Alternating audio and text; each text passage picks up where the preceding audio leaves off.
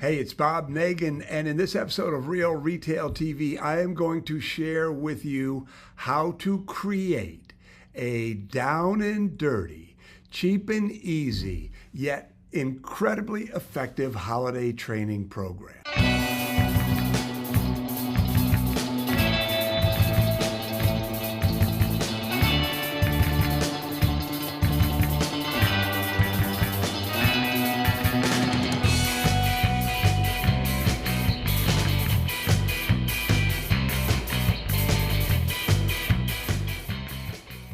So before we get into the mechanics of building this down and dirty training program, I want to invite you to a program next Wednesday at 1 p.m. Eastern. It's called a Holiday Celebration, S-E-L-L, Abration.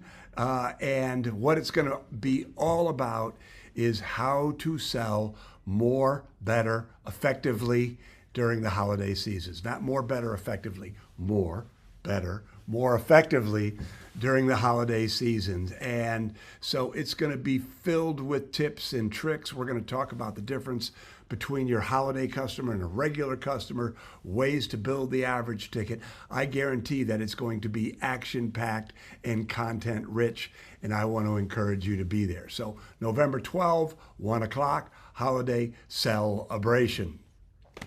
So let's get to how you create this training program.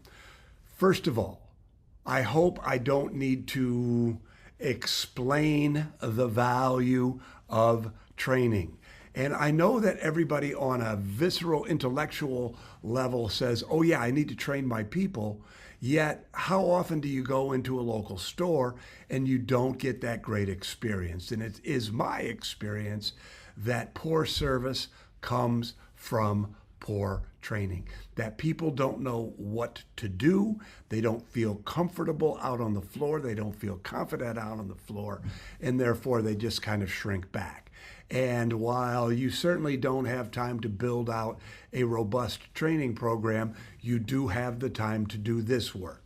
So step number one is to get your key employees, your managers, your veterans, the people who have been around a long time, the people who have that institutional knowledge, the people who have been there, done that, and can help you build this training program.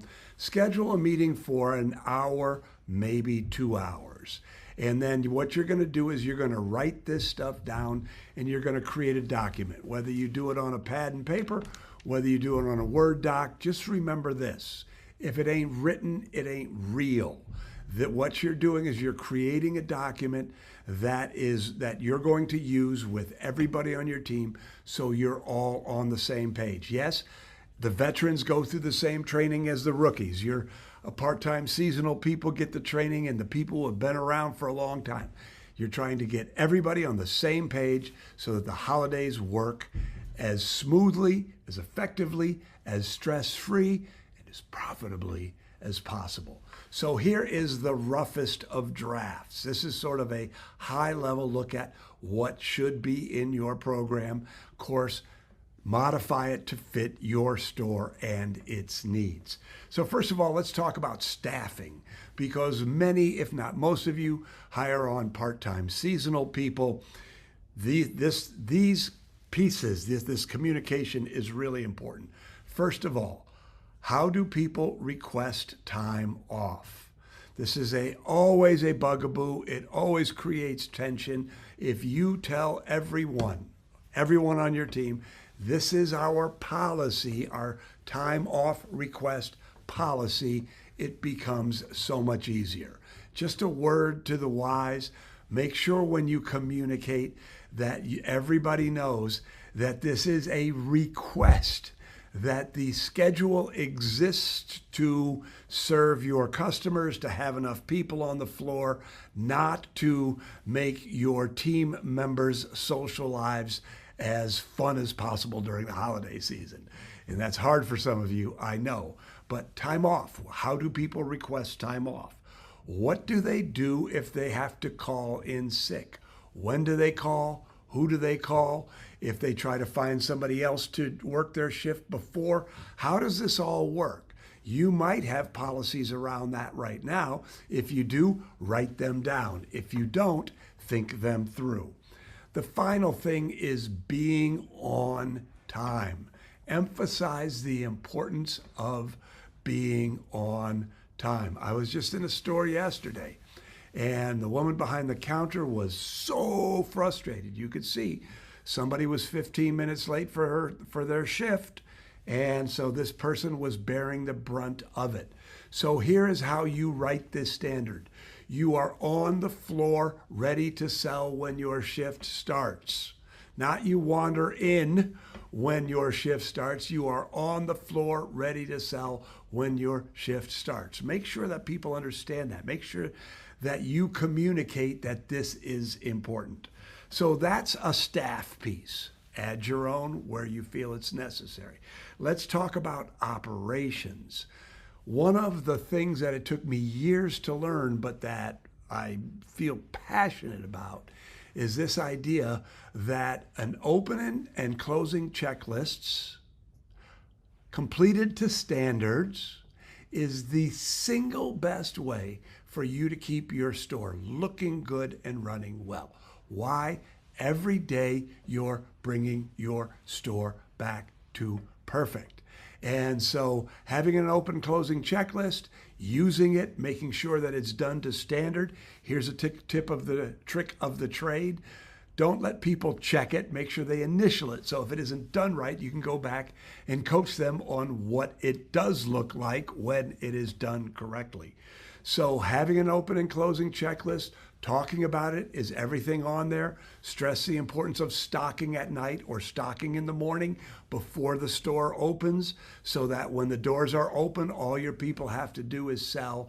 But the importance, I just, again, cannot emphasize strongly enough the importance of open and closing checklists. The other thing to put on your list for sure is, what are your policies? What are your procedures around packing and shipping? If you do e-commerce, which almost everybody does now, how are you getting those things out the door with all of the appropriate paperwork, meaning thank you notes and all those things? What are your standards? How does it look? What do you do? Write it down. If you do those two things, you're ahead of most people.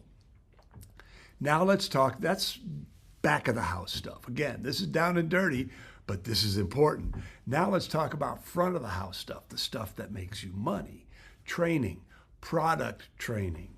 You and your team ask yourself, what are your best sellers? What are your most important items?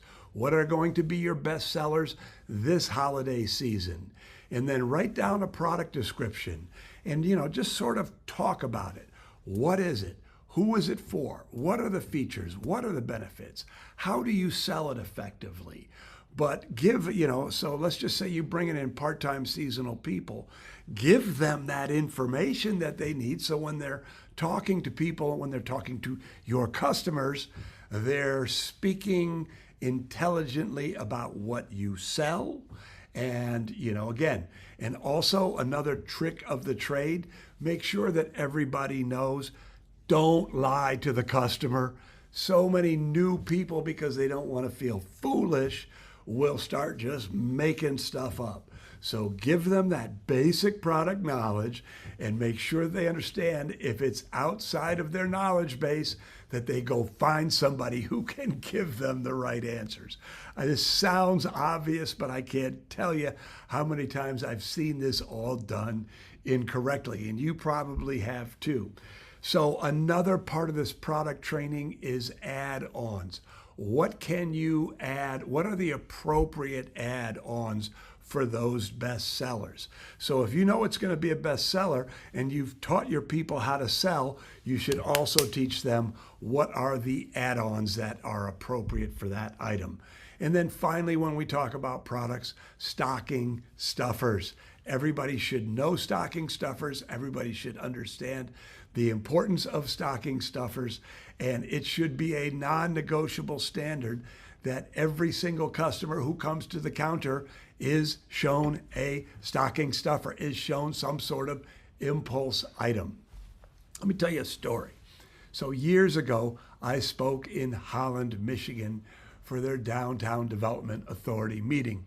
And I did a holiday training program in November, and I talked about this idea of a non-negotiable standard for an add-on, an impulse item at the counter. And later on in February, so after the holiday season, I saw someone, her name was Kate Moynihan Gallery.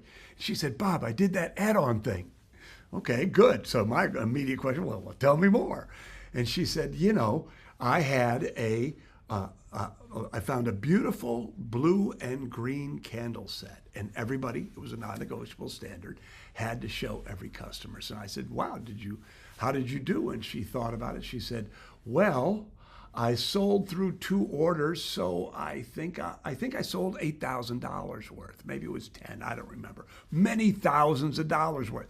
This is the power of making it a non-negotiable standard that every single customer is shown some sort of impulse item at the counter as they were checking out. So lots and lots of money there. So that's product training. And then the final piece of it is sales training, because there's a difference between product training and sales training, selling training.